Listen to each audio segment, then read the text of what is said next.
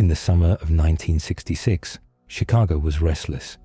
The city's heat clung to every brick and every breath, the kind of night where even the shadows seemed uneasy.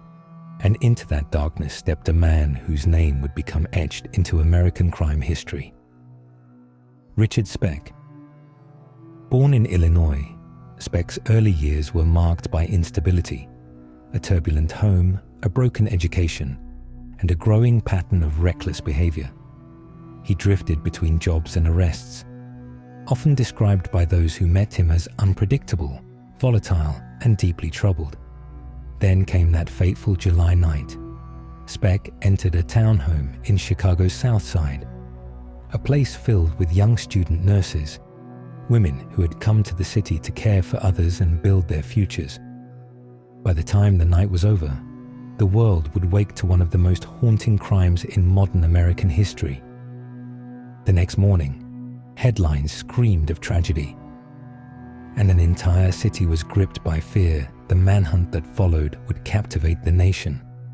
As police raced to identify the stranger who had vanished into the streets, when Speck was finally caught, it wasn't police work alone that found him.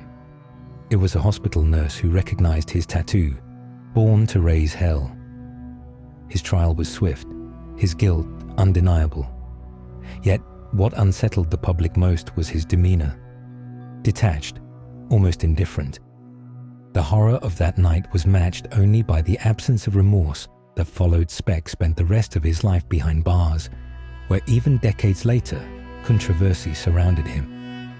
Disturbing footage and interviews revealed a man still devoid of empathy, seemingly unaffected by the enormity of what he had done. When his life ended in 1991, few mourned, but many remembered.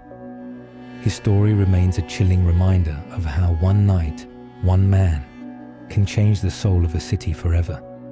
This was episode 15, Richard Speck.